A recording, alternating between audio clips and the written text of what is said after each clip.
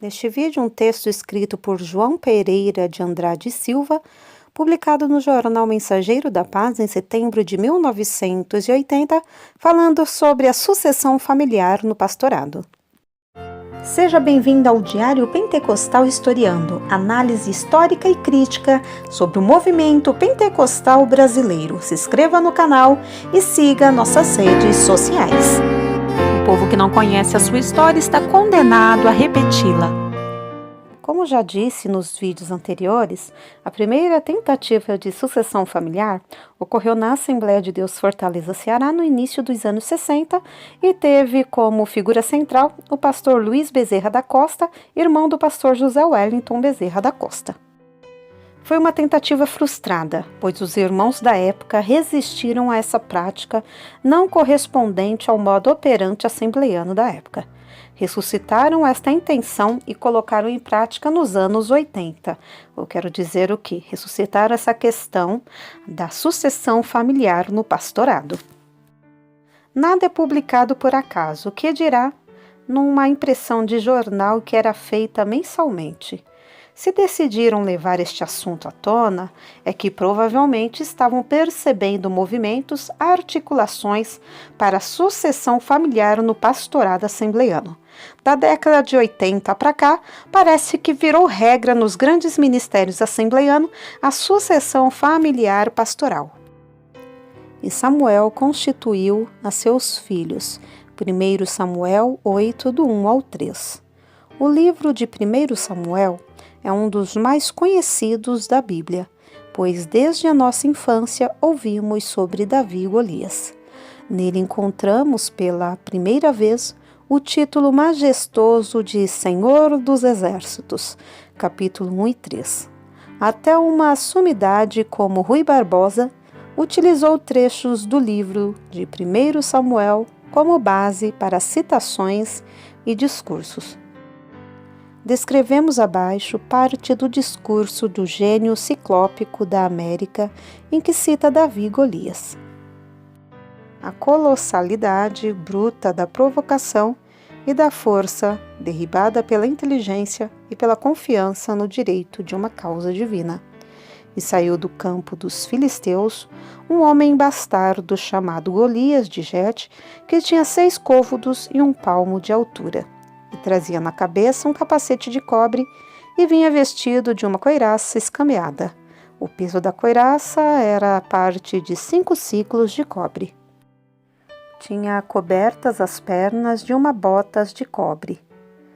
Um escudo de cobre abrigava os seus ombros. A hastia de sua lança era como o órgão de um tear.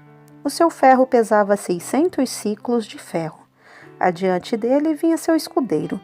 E dentre as tropas que o cercavam, o gigante de ferro e cobre e presunção insultava as forças de Israel, desafiava o mundo, estadeada a certeza de um fácil triunfo. Mas daí a pouco a montanha soberba de Bravaria desabava ao tiro de uma funda de um pegureiro, o menor dos filhos de Israel, sem elmo, nem espada, nem armas, apenas com 5 pedras limpas da torrente na bolsa e a segurança no seu coração de que avançava a inimigo em nome do Senhor. Tradução de Pereira de Figueiredo, o trecho bíblico.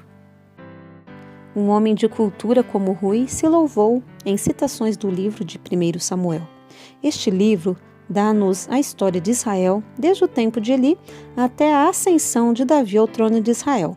Encontramos também, e de modo singular, a chamada e início do ministério de Samuel. O menino Samuel fora dado em resposta à oração de sua mãe. Este profeta foi proeminente em oração intercessória a favor do seu povo. Cumprindo a ordem do Senhor, ungiu Saul como o primeiro rei de Israel, o rei pedido. Ungiu também a Davi para substituir Saul.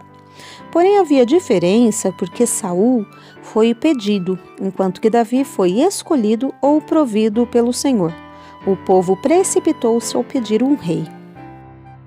O caminho certo seria orar e esperar no Senhor. Então, sem dúvida, no tempo certo, Deus indicaria aquele que fosse do seu agrado, como sucedeu com a escolha de Davi. Porém, o povo queria ser igual às outras nações.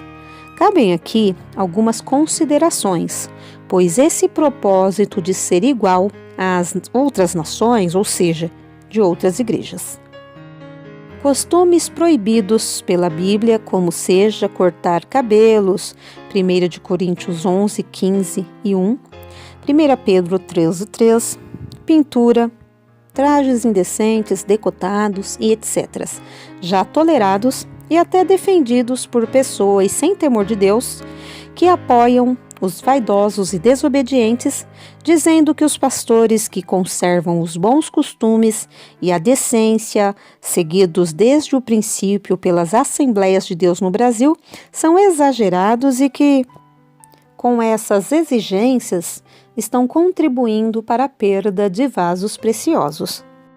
Mas são vasos estragados, corroídos pela vaidade, ou às vezes são até vasos quebrados. As Assembleias de Deus não devem relegar seus princípios consubstanciados na Palavra de Deus. Seus membros antigos ou novos devem viver as normas ensinadas e vividas pelas nossas igrejas, pois elas são baseadas no Espírito da Bíblia.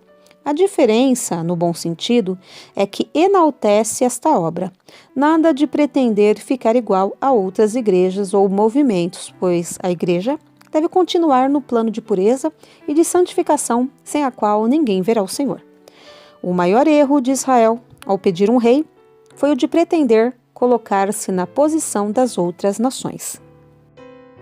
Fazendo estas considerações, o leitor pode supor que fugimos ao assunto. Entretanto, o que sentimos é a responsabilidade de alertar o povo de Deus, a fim de que não se afaste daquilo que tem aprendido, mudando o limite que constitui a linha demarcatória entre o mundo e a igreja. Não é bastante ser evangélico ou pentecostal. O essencial é viver o evangelho na santificação do espírito, alma e corpo. Já dissemos acima que o povo errou ao pedir um rei.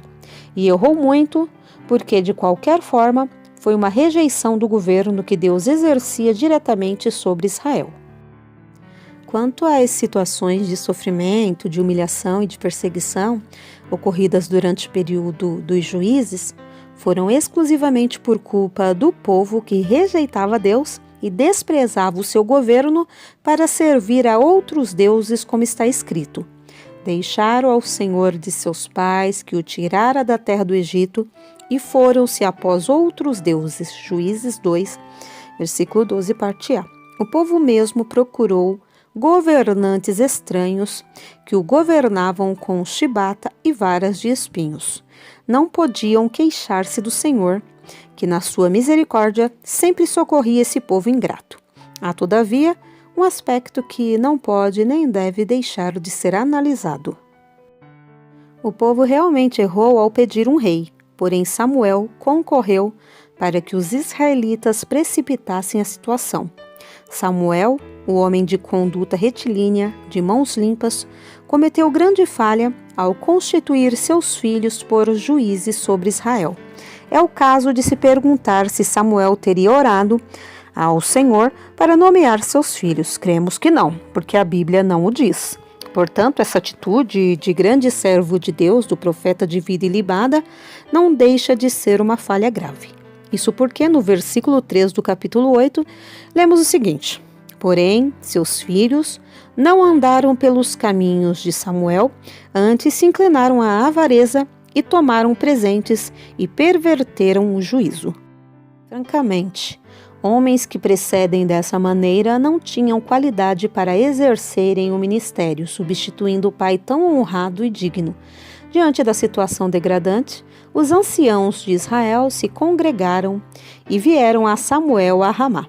Os anciãos eram líderes e também representavam o povo, possuindo, portanto, condições para expor as irregularidades cometidas pelos filhos de Samuel.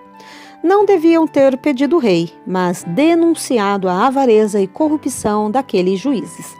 No entanto, somos forçados a indagar se Samuel teria aceito a denúncia ou se teria procedido como alguns em nossos dias, que não corrigem seus filhos quando estes praticam desmandos e atos conflitantes com a palavra de Deus. O povo não devia ter pedido um rei antes do tempo, rejeitando de destarte o governo do Senhor. Mas Samuel também não devia ter constituído seus filhos avarentos como juízes sobre o povo. Paulo disse: porque tudo o que dantes foi escrito, para o nosso ensino foi escrito, para que, pela paciência e consolação das Escrituras, tenhamos esperança. Romanos 15:4. Da atitude de Samuel, aprendemos as seguintes lições. Embora tenha sido um dos maiores padrões de moral e espiritualidade de que nos falam as rutilantes páginas das Escrituras Sagradas, Samuel errou, cometendo uma grande falha. Essas circunstâncias vêm confirmar o fato de que somente Jesus Cristo, nosso bendito Salvador, não cometeu falhas nem deslizes na sua vida e no seu glorioso ministério. Aleluia. Aprendemos também que nenhum líder, por mais prestigioso que seja, deve constituir seus filhos, nem seus filhos espirituais para exercerem liderança na obra de Deus, sem que eles tenham bom testemunho e deem fruto que os credenciem dentro e fora da igreja e sem que sejam chamados por Deus. Ninguém comete falta ou erro em constituir seus filhos, desde que tenham bom testemunho e, sobretudo, a chamada de Deus. Mas, infelizmente, há líderes que consideram seus filhos como intocáveis, ainda quando prejudicam a igreja pelo mau testemunho que apresentam. Jornal Mensageiro da Paz, setembro de 1980.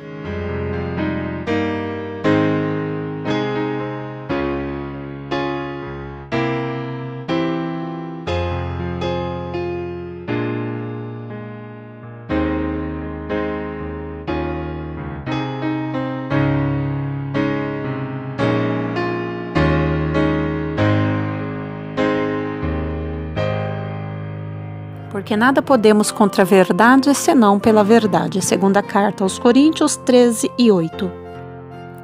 Se você gostou do conteúdo deste vídeo, se inscreva no canal, deixe o seu joinha, compartilhe e ative o sininho para receber do YouTube as notificações dos novos vídeos.